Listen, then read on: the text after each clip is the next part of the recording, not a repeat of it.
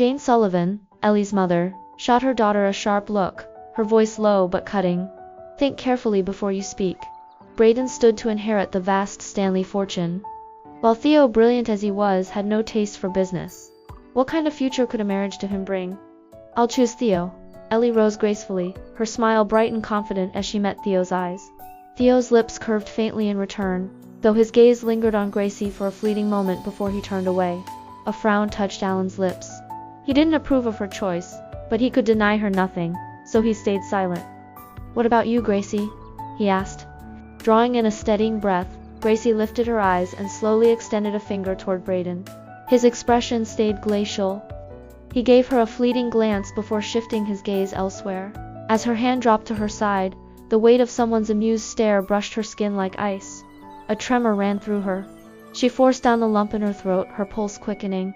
The rest of the conversation faded into a blur, words slipping past her like wind. Her thoughts spiraled inward. Maybe this second chance at life was nothing more than a cruel illusion? But the sting of her nails digging into her palm told her it wasn't a dream at all. When their talk concluded, everyone drifted toward the dining room.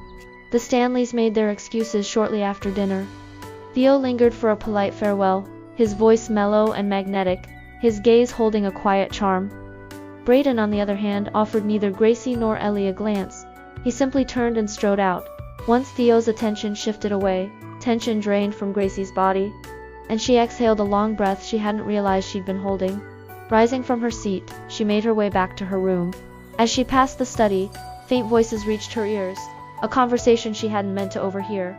Have you lost your mind? Why would you pick Theo? With Brayden in the picture, Theo doesn't stand a chance of taking over the Stanley Empire. Jane snapped at Ellie, her voice edged with irritation. Ellie and Gracie shared the same father, but not the same mother. Gracie's mother had passed away a year before Alan remarried. Jane had entered the household soon after, bringing her daughter Ellie along with her. It was no secret Alan had betrayed Gracie's mother, and for years afterward, Gracie existed in her own house like an unwelcome visitor. Mom, you don't get it. Ellie's voice cut through from the hall, tight with frustration. Brayden is in love with someone else. He only agreed to this arrangement because he had no other choice. No matter what I do, he won't even look at me. Jane snapped back, her tone sharp and anxious. But if you marry Theo, you're handing all that prestige straight to Gracie. Ellie let out a brittle laugh. Please, what makes her worthy of that? Brayden's heart belongs to another woman. Gracie couldn't compete even if she wanted to. Even if she married him, her quiet nature would never capture his affection. Theo, on the other hand, was thoughtful, gentle in speech, steady in manner, and utterly devoted once he cared for someone. And truth be told, the successor of the Stanley Empire was far from decided. Lowering her gaze, Gracie pushed the door open and leaned lightly against the frame. Her eyes drifted to her wrist, smooth, flawless, without a single scar. A hideous scar had once marred that spot in her past life. Theo was devoted? Ellie couldn't have been more wrong. In truth, that man was cold, manipulative, and disturbingly adept at twisting people's minds.